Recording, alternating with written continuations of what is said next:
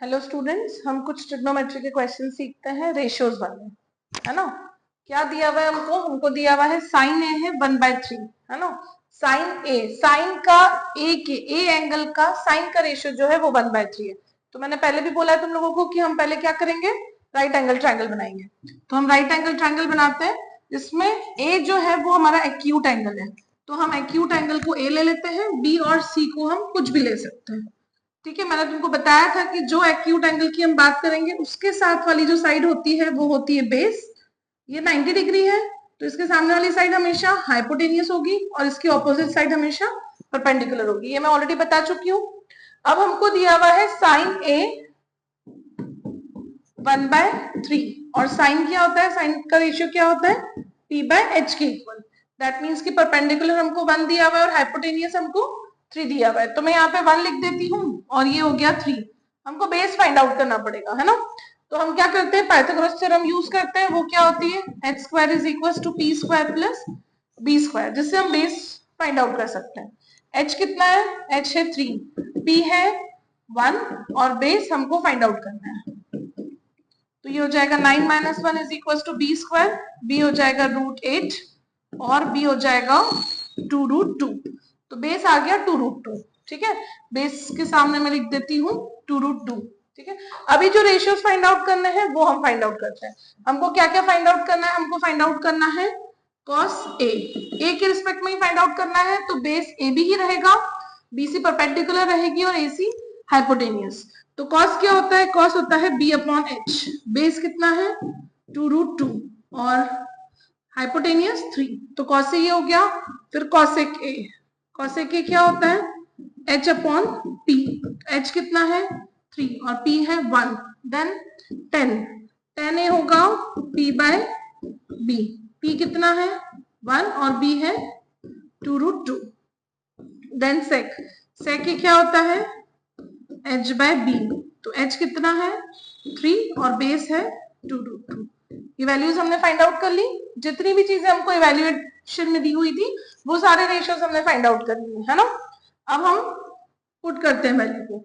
क्या था, cos a × cosec a plus tan a × sec a। तो cos a की वैल्यू क्या है 2√2/3 × cosec a की वैल्यू है 3, tan की वैल्यू है 1/2√2 और sec की वैल्यू है 3/2√2। ठीक है, इसको फर्दर सॉल्व करते हैं, इसको इसमें मल्टीप्लाई करना पड़ेगा और 1 को 3 में मल्टीप्लाई, तो ये हो जाएगा 6√2/3 प्लस, और वी कैन कट दिस, है ना। तो हम इसकी जगह लिख देते हैं ओनली 2√2। यहाँ पे कुछ कट नहीं हो रहा है तो 3 और 2√2 × 2√2 कितना होगा 8, क्योंकि 2 × 2 4, √2 × √2 2, 4 2 = 8। ओके, अब हम क्या करेंगे, एलसीएम लेंगे।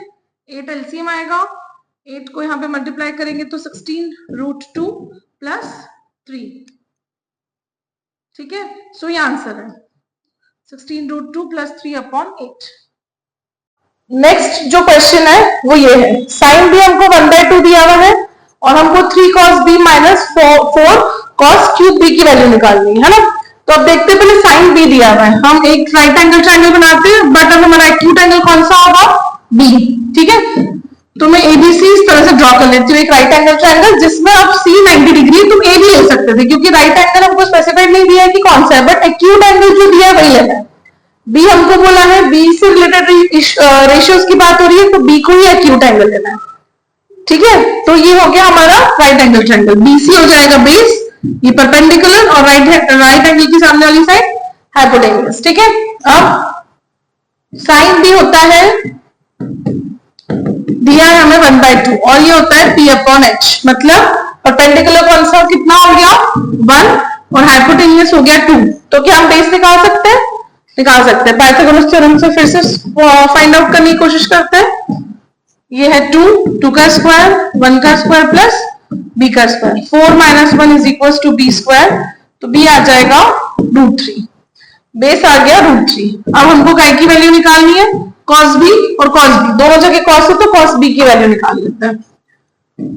cos b होता है b अपॉन एच, और बेस कितना है √3, h है 2, तो √3/2 हमारा आ गया cos b।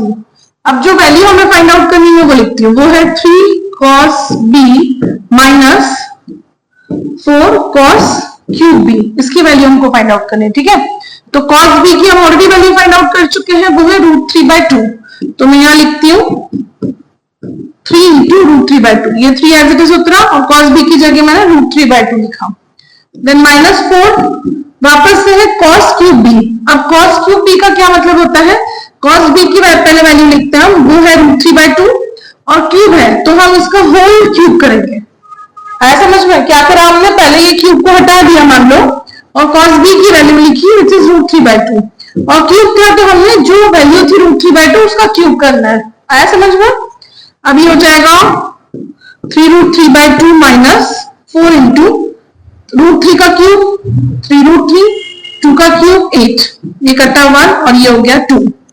अब हमको क्या क्या मिल रहा है देखते हैं हम, यहां का ये 3√3/2 मैं यहां लिख देती हूँ माइनस 3√3/2,